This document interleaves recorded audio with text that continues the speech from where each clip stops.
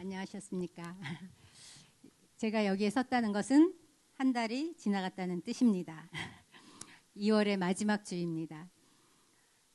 지난달에 저는 사도행전 2장에 나오는 베드로의 첫 번째 설교에 대해서 나눴습니다. 그 설교가 성령 충만한 설교의 모범이라고 했습니다.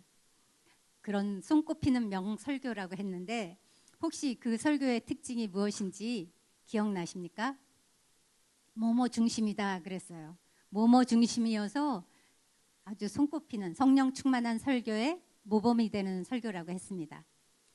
무엇 중심이었을까요? 다 맞추면 답은 정해져 있습니다. 첫째, 말씀 중심, 성경 중심이었고요. 성경 중심으로 설교했어요. 자기 말로 하지 않았고 자기 경험을 나누지 않았어요. 두 번째, 그리스도 중심이었습니다. 그리고 세 번째, 실천 중심이었습니다. 우리가 나누고 보고 듣고 배운 것을 적용해서 살아내지 않으면 우리 삶에 아무 유익이 없잖아요. 그런 설교를 했기 때문에 그렇게 많은 사람들을 생명력이 있어서 돌아오게 했던 것입니다. 오늘 함께 나눌 말씀은 사도행전 4장 1절로 22절입니다. 우리는 그동안에 사도행전 1장부터 3장까지를 통해서 성령이 어떻게 역사하셨고 초대교회가 어떻게 탄생했으며 어떤 기적이 나타났는지에 대해서 함께 나눴습니다. 사도행전 2장에서 베드로는 첫 번째 설교를 했습니다. 이 설교를 통해서 3,000명이 돌아왔다고 아침에 나눴죠. 그런 놀라운 역사가 있었고, 그리고 3장에서는 안진뱅이를 일으키는 기적이 일어났습니다. 그리고 이후에 이 안진뱅이를 일으킨 사건 이후에 베드로는 두 번째 설교를 했습니다. 이 설교를 통해서 무려 5,000명이 돌아오는 역사가 있었습니다. 이렇게 잘 나가는 것만 같은 초대교회에 고난이 닥치기 시작했습니다. 도대체 무슨 일이 일어났던 것일까요? 1절로 3절을 함께 읽어보겠습니다. 시작. 백성에게 말할 때에 제사장들과 성전 맡은 자와 사두개인들이 이르러 예수 안에 죽은 자의 부활이 있다고 백성을 가르치고 전함을 싫어하여 그들을 잡음에 날이 이미 저물었으므로 이튿날까지 가두었으나, 사도들이 그렇게 기적을 행하고 많은 생명을 돌아오게 하고 이런 역사가 있었는데 고난이 닥쳐온 것입니다. 감옥에 갇히는 일이 벌어진 것이에요. 이 말씀을 보니까 사도들이 백성에게 말할 때에 라고 1절이 시작되거든요. 그때 제사장들과 성전 맡은 자와 사두개인들이 들이닥쳐서 사도들을 잡아 가두었다고 합니다. 여기서 말할 때에 라는 말은 헬라어로 어떤 뜻이냐면은 사도들이 아직도 말하고 있는데 사도들의 말이 끝나기도 전에 라는 뜻입니다. 그들은 이 사도들이 예수님의 부활을 백성에게 가르치는 것이 너무너무 싫었습니다. 그래서 말이 끝나지도 않았는데 불이 나게 들이닥쳐서 사도들을 붙잡아 가둔 것입니다. 여기서 누가는 복음 전파의 최초의 반대 세력이 누구인지 명확히 기록하고 있습니다. 제사장들, 성전 맡은 자, 사두개인들. 그들이 누구입니까? 그들은 공교롭게도 다 성전에서 일하는 성전 관계자들이었습니다. 그중에 사두개인은 특별히 천사, 악마, 무슨 천국, 지옥, 이런 부활, 이런 사후세계, 영적 존재 이런 것은 전혀 믿지 않는, 초자연적인 교리는 무조건 믿지 않는 아주 세속적이고 현세적인 종교관을 가진 사람들이었습니다. 그렇기 때문에 사도들이 부활을 전하는 것을 너무너무 싫어했고 극렬히 반대했던 것입니다. 그들은 또 당시에 로마 정부에 협력하면서 정치적, 경제적인 권력을, 기득권을 쥐고 있는 그런 세력들이었기 때문에 자기들의 기득권을 빼앗을 것만 같은 사람들, 사상이 등장하자 거침없이 발빠르게 행동한 것입니다. 이 말씀은 우리에게 한 가지 교훈을 가르쳐 줍니다. 그것은 교회 성장의 반대 세력이 교회 밖이나 세상에 있지 않고 교회 안에 있다는 것입니다. 게다가 교회 안에서도 뭔가 기득권을 가지고 있는 사람들이라는 것입니다. 무서운 일이죠. 그렇다면 오늘날 우리 교회 안에 있는 교회 성장을 가로막는 기득권 세력은 누구일까요? 첫째는 교회 직분자들을, 모든 직분자들은 전부 기득권 세력이라고 할 수 있습니다. 목사, 장로, 권사, 정원직이, 헌금 많이 하는 집사, 아무튼 뭔가 힘을 가지고 그 힘을 행사하기 시작하면 그런 교회는 이미 주인이 하나님이 아니라 사람이 되는 것입니다. 그런 교회는 당연히 성장하지 못합니다. 둘째, 직분은 받지 않았더라도 그 공동체에서 신앙의 연수가 오래됐거나 혹은 연세가 많으신 분들, 이런 분들도 기득권층이라고 할 수 있습니다. 나이 드신 분들이 가지신 사회적인 경험과 지식, 이것도 힘이 되기 때문입니다.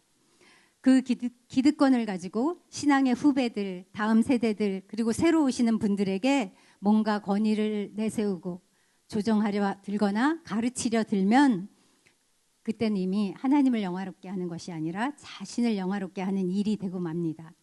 당연히 그럴 때 교회는 성장하지 못합니다. 셋째, 그것보다 더 중요하고 더 무서운 세력이 있습니다. 바로 내 속에 있는 기득권층이 되고자 하는 욕망입니다. 우리 안에는 다 인정받고 싶고 칭찬받고 싶고 자랑하고 싶고 높아지고 싶은 욕망이 있습니다. 물론 그런 마음 자체가 나쁜 것은 아닙니다. 그러나 그 마음 안에 자기가 주인 되어서 나의 의를 드러내고 나의 어떠함을 증명하고자 하는 그런 마음이 숨어 있기 때문에 위험한 것입니다. 우리는 다른 사람들이 기득권층에 있는 것은 잘못되었다고 지적하고 공격하기 쉽습니다. 그러나 내 안에 그런 본능이 있다는 것은 모른 채 합니다. 그러다가 사람들의 인정과 칭찬을 받고 높임받는 일에 익숙해지면 그 맛에 길들여지고 그리고 그걸 누리기 시작하면서 어느새 기득권이 생기는 것입니다. 그러면 하나님은 더 이상 필요가 없어지고 자연히 하나님을 떠나게 됩니다. 그런 교회 역시 성장하지 못합니다. 그렇다면 어떻게 해야 우리가 저 초대교회처럼 성장할 수 있을까요? 반대 정신으로 살면 됩니다. 목사를 비롯해서 장로, 권사, 집사, 정원직이 등등 기득권층은 모든 권리를 포기하고 예수님처럼 섬기는 리더십으로 앞장서서 수고하면 됩니다. 그리고 신앙의 선배들과 어른들은 선배답게 어른답게 자기가 먼저 앞서 걸어왔던 그 길을 다음 세대에게 새로 오신 분들에게 친절히 안내하면 됩니다. 그리고 높아지려는 마음은 그리스도의 마음으로 바꾸면 됩니다. 내가 주인된 나 중심적인 마음을 그리스도가 주인 대신 그리스도 중심적인 마음으로 바꿔서 모든 선택과 결정 앞에서 이럴 때 주님이라면 어떻게 하셨을까? What would Jesus do? 라고 먼저 질문하는 것입니다. 만약 그렇게 한다면, 그런 반대 정신으로 우리가 산다면 교회 안에 그리스도의 그 사랑이 강같이 흘러갈 것이고 그리고 우리가 미처 눈치채지 못하는 사이에 놀라운 부흥과 성장이 일어날 줄 믿습니다. 우리 교회 안에 이런 진정한 사랑과 섬김이 있기를 바랍니다. 그러면은 나는 어느 층에 속하는가? 내가 내려놔야 할 것은 무엇인가? 오늘 이 말씀 앞에 비추어 보기는 시간을 나중에 홀로 있을 때 가져보시기 바랍니다. 4절입니다. 4절은 이 초대교회에 드리워진 이 암울한 그림자에도 불구하고 복음은 전진하고 하나님 나라는 멈추지 않는다는 사실을 우리에게 보여줍니다. 함께 읽으시겠습니다. 시작. 말씀을 들은 사람 중에 믿는 자가 많으니 남자의 수가 약 5천이나 되었더라. 안진뱅이를 일으키고 예수의 부활을 전한 이 사건으로 말미암아 베드로 그리고 요한은 옥에 갇히는 신세가 되었지만 그러나 복음은 갇히지 않았습니다. 복음은 박해 속에서도 계속 확장되는 놀라운 능력이 있습니다. 이 사건을 통해 믿고 돌아온 사람이 남자만 무려 5천이라고 합니다. 성도 여러분, 4절도 우리에게 또한 중요한 교훈을 줍니다. 성령 충만한 사람이 말씀을 전할 때 교회 성장은 자연스럽게 일어난다는 것입니다. 성령 받은 베드로가 그리스도를 전하고 부활을 전하자 군중들이 그 메시지를 듣고 3,000명, 5,000명이 믿고 돌아왔습니다. 그렇습니다. 말씀 들을 때 믿음이 생깁니다. 믿음은 들음에서 나며 들음은 그리스도의 말씀으로 말미암는다고 로마서에 기록되어 있습니다. 이 말씀처럼 그리스도의 말씀이 없으면 믿음은 자라지 못합니다. 그래서 우리가 날마다 말씀 읽기도 하고 또 설교를 듣기도 하고 이렇게 하는 것입니다. 그럴 때 그렇게 붙어 있기만 해도 어느덧 우리는 자라가고 있을 것입니다. 사랑하는 성도 여러분, 2024년 푸른나무 교회의 이 성장과 부흥을 원하십니까? 여기 그 비결이 있습니다. 이미 나왔습니다. 저와 여러분이 성령으로 충만하기만 하면 됩니다. 우리가 성령 충만해서 말씀을 전하고 나누고 할 때 그 안에 부흥의 역사가 시작되고 이렇게 증거로 나타날 것입니다. 그래서 날마다 이 성령 충만을 위해서 우리가 기도하고 그리고 일상의 모든 말을 그리스도를 통과한 말을 하는 것을 훈련하기 원합니다. 그리스도 없는 말을 얼마든지 할 수 있거든요. 내가 경험한 거, 내가 어저께 어디 갔었는데 엄청 좋았던 거 그냥 말할 수도 있지만 그 말을 나눌 때 그리스도를 통과해서 말하게 할 수 있습니다. 그래서 일상에서의 모든 말을 할 때도 아까 했던 질문, 예수님이라면 어떻게 하셨을까? 예수님이라면 어떤 태도와 어떤 방식으로 이 말씀을 하셨을까? 라고 다시 한번 질문하면서 그렇게 사는 것입니다. 그리하여 우리 성도들 사이에 피차 위로하고 격려하는 말, 그리고 성경에 근거한 말씀으로 서로 살리고 그리고 서로 일으켜주는 그런 성도가 되기를 소망합니다. 이를 위해서 말씀을 듣고 묵상하고 그리고 공부하고 나누는 것이 필요합니다. 그 일이 시작되면 교회는 성장할 것입니다. 이런 역사가 지금 여기 나로부터 그렇게 시작해서 우리 정원에 그리고 우리 교회에 나타나기를 간절히 기도합니다. 이런 부흥을 보고 놀란 반대 세력들이 긴급히 회의를 소집했습니다. 5, 6절입니다. 시작. 이튿날 관리들과 장로들과 서기관들이 예루살렘에 모였는데 대제사장 안나스와 가야바와 요한과 알렉산더와 및 대제사장의 문중이 다 참여하여 여기 나온 관리들, 장로들, 서기관들과 대제사장 문중 이들은 또 누구일까요? 이들은 산헤드린 공의회의 구성원들을 가리키는 말입니다. 산헤드린 공회는 당시 유대인들의 최고 법원이었습니다. 그래서 이 공회는 그 모든 안건을 만장일치로 결의한다는 특징을 가졌는데요. 주로 율법을 해석하고 그리고 종교 재판을 하는 그런 법원이었습니다. 성전 치안 문제도 여기서 다루었습니다. 예수님을 죽이기로 결의한 것도 바로 이 공의회였습니다. 그런데 이 무리들이 다시 사도들을 신문하고 재판하겠다고 이렇게 모인 것입니다. 교회가 시작되면서 열린 최초의 재판입니다. 그들은 예수님을 십자가에 못 박았을 때 모든 상황은 끝났다고 생각했습니다. 그런데 예수님이 장사한 지 3일 만에 부활하셨다는 소식이 들렸습니다. 그리고 열흘이 지난 후에 예수님의 제자들 120명이 성령을 받았다는 소식도 들었습니다. 그러더니 외국어로 방언을 하는 이런 기이한 현상이 일어났다는 소문을 또 들었습니다. 성령 받은 베드로가 설교를 하니까 그 1차 설교를 통해서 하루에 3,000명이 예수를 믿고 돌아왔다는 소식이 들렸습니다. 그리고 또 얼마 후에는 40년 된 안진뱅이를 일으켜서 그가 걷기도 하고 뛰기도 하면서 성전에 들어가서 하나님을 찬양한다는 소식이 들렸습니다. 그 사건으로 인해서 베드로가 또 2차 설교를 하자 이번에는 5,000명이 예수를 믿게 되었다는 것입니다. 이들은 더 이상 좌시할 수가 없었습니다. 기득권을 가지고 온갖 혜택을 누리던 그들이었기 때문에 그들에게는 최대의 비상사태가 발생한 것입니다. 그래서 그들은 베드로와 요한을 잡아가두고 다음날 신문을 하기로 했습니다.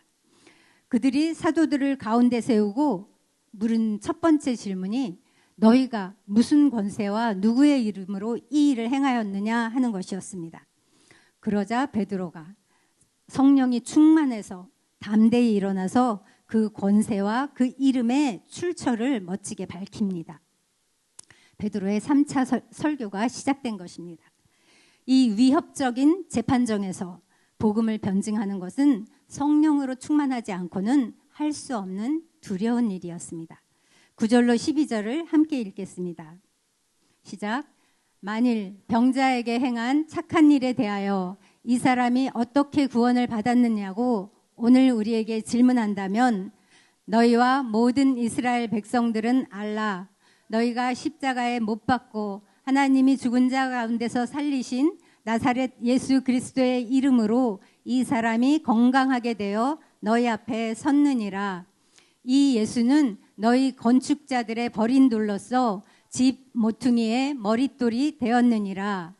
다른 이로서는 구원을 받을 수 없나니 천하 사람 중에 구원을 받을 만한 다른 이름을 우리에게 주신 일이 없음이라. 아멘. 저는 이 9절 말씀을 읽을 때마다 생각나는 만화 영화가 있습니다. 여러분 혹시 애니메이션 포켓몬 아시나요? 옛날 사람인만 아나요?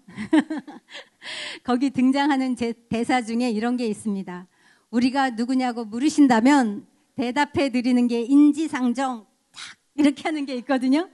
저는 이 구절을 읽을 때마다 마치 베드로가 그 애니메이션 주인공처럼 말하는 모습이 상상이 되곤 합니다. 만일 병자에게 행한 착한 일에 대하여 이 사람이 어떻게 구원을 받았느냐고 오늘 우리에게 질문한다면 대답해 드리는 게 인지상정 이러면서 딱 대답을 하는 것입니다. 그러면서 베드로는 너희 이스라엘 백성들아, 지금부터 내가 너희에게 중대한 발표를 하겠다. 너희는 내 말을 똑똑히 듣고 분명히 알아라. 너희가 지금 보고 있는 이 기적은 너희가 십자가에 못 박은 예수님이 행하신 일이다. 너희들이 십자가에 못 박아 죽인 예수 그리스도가 살아나셔서 이 안진뱅이를 살리셨다. 우리는 하나님의 권위로 예수님의 이름의 권위로 이 일을 행했다라고 당당하게 말하는 것입니다. 베드로의 이 말에는 위대한 복음 진리의 핵심이 다 들어 있습니다. 거룩하시고 의로우신 하나님의 아들을 십자가에 못 박아 죽게 한 죄인들이 바로 너희들이다라고 담대히 힐책합니다.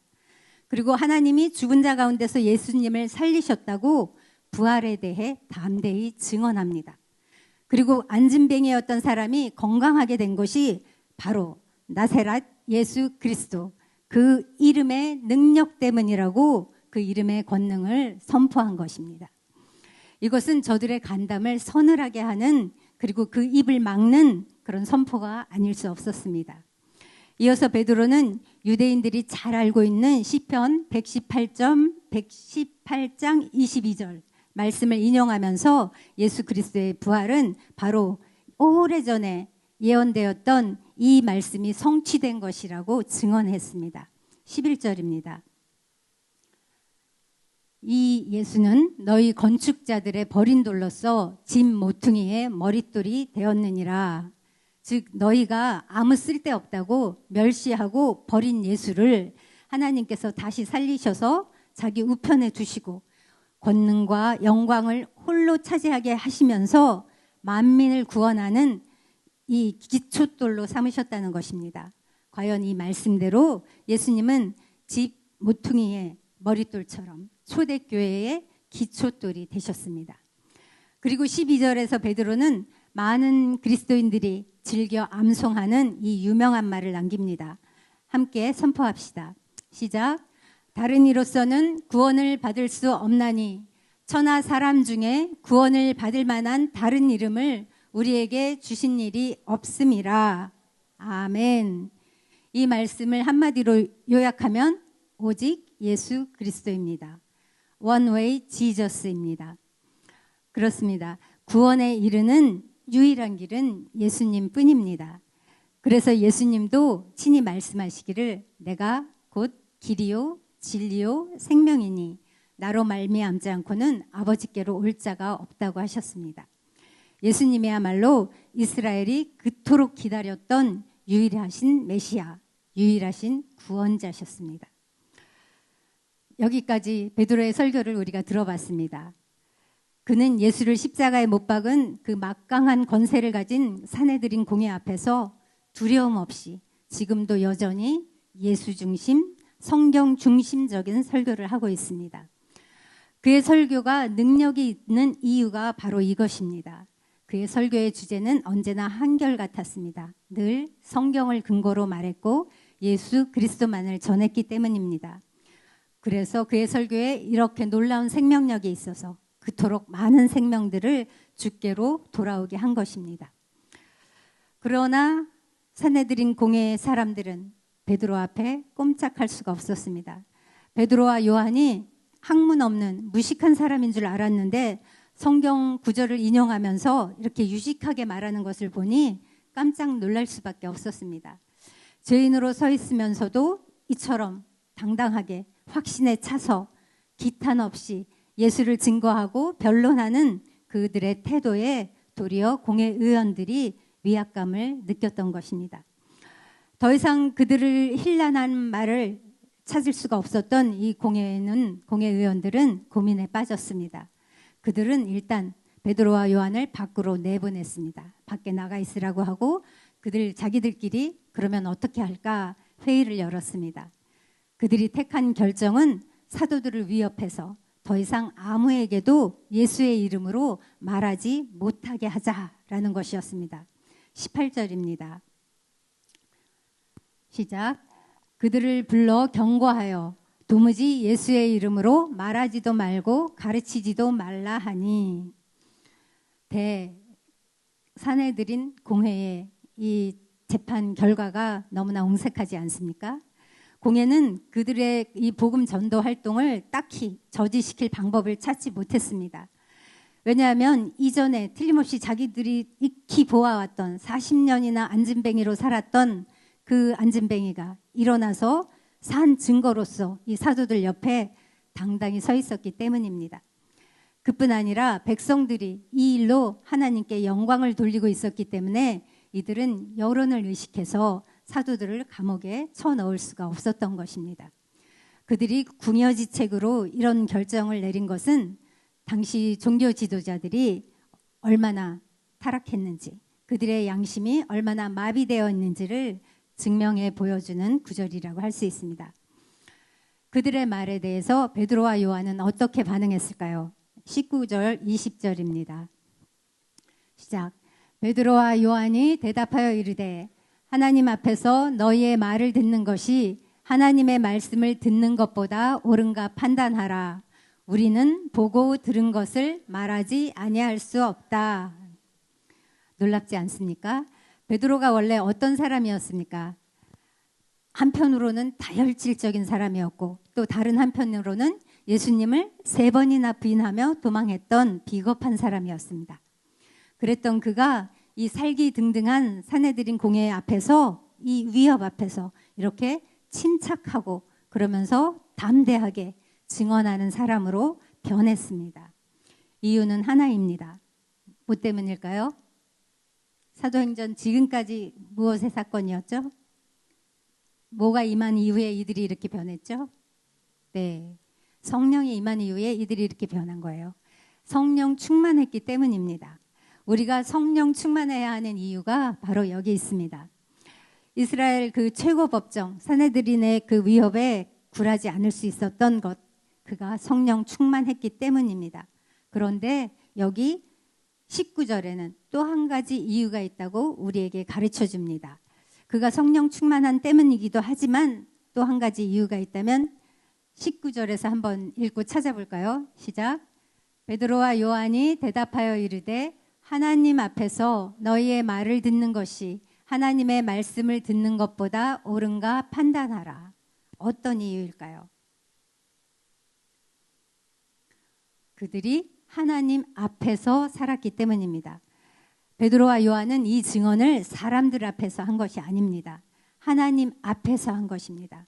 하나님 앞에서라는 이 표현은 사도들이 항상 하나님의 임재 앞에, 하나님의 목전에서 살았다는 뜻입니다.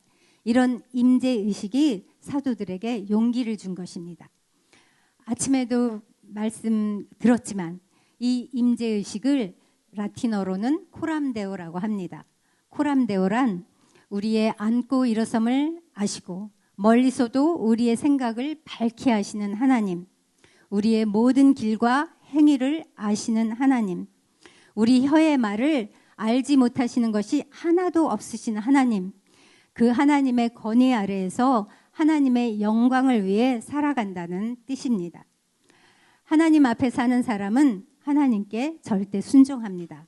사람을 겁내지 않고 하나님만 겁냅니다. 권력자를 겁내지 않고 하나님을 두려워합니다.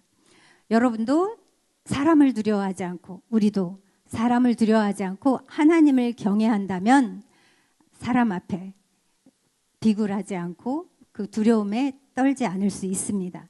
사람 앞에 굴복하지 않을 수 있습니다. 오히려 하나님 한 분께만 우리가 굴복하면 됩니다. 우리 삶의 자리에 종종 이런저런 고난이 있을 것입니다. 지금 이 사도들 앞에도 큰 고난이 닥친 거잖아요. 그런데 그들이 코람데오하며 하나님께 순종하며 평안을 누렸던 것처럼 우리도 그렇게 살 수 있습니다. 성경은 다 우리를 교훈하기 위해 기록된 책입니다. 그렇다면 사도들은 어떻게 이런 코람데오 사상을 가질 수 있었을까요? 그들은 안진뱅이 사건을 통해서 부활하신 그리스도께서 자기들과 함께 하신다는 것을 직접 확인했습니다. 그리고 주님께서 돌아가시기 전에 그들에게 약속하셨습니다. 내가 세상 끝날까지 너희와 항상 함께 있으리라. 그 말씀을 그들은 믿었습니다. 그렇기 때문에 이런 분명한 임재의식을 가지고 살 수 있었던 것입니다. 이런 믿음이 있었기 때문에 그들은 서슬퍼런 이 공회 앞에서 과연 너희의 말을 순종하는 것이 옳은지 아니면 하나님의 말씀을 순종하는 것이 옳은지 판단해 보라. 그리고 큰 소리 칠 수 있었고, 우리는 우리가 보고 들은 것을 말하지 않을 수 없다라고 당당하게 외칠 수 있었던 것입니다. 여기서 사도들이 보고 들은 것은 무엇일까요? 예수께서 죽은 자 가운데서 사흘 만에 살아나신 부활 사건을 의미합니다. 그들은 이 공의회 앞에 서서 우리는 부활하신 예수님을 눈으로 보았다. 우리는 부활하신 예수님의 음성을 귀로 들었다. 우리는 부활하신 주님이 안진뱅이를 일으키시는 역사를 보았다. 그런데 어떻게 우리가 그 증인으로서 보고 들은 것을 말하지 않을 수 있겠는가라고 자기들이 보고 듣고 그리고 확신한 바를 증거한 것입니다. 이처럼 사도들은 인간의 권위와 하나님의 권위가 충돌할 때 하나님의 권위에 순종하면서 자기들이 보고 듣고 확신한 바를 말했습니다. 지금 베드로는 실천 중심적인 설교를 하고 있는 것입니다. 성도 여러분, 우리들의 말은 어떻습니까? 나의 말은 어떤지 이 시간 성령의 빛 아래 점검해 보기를 원합니다. 사람이 무슨 말을 하는가를 보면 그 사람의 신앙 상태를 알 수 있습니다.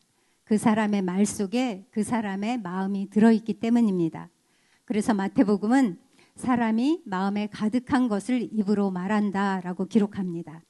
선한 사람은 그 쌓은 선에서 선한 것을 내고 악한 사람은 그 쌓은 악에서 악한 것을 낸다고 합니다.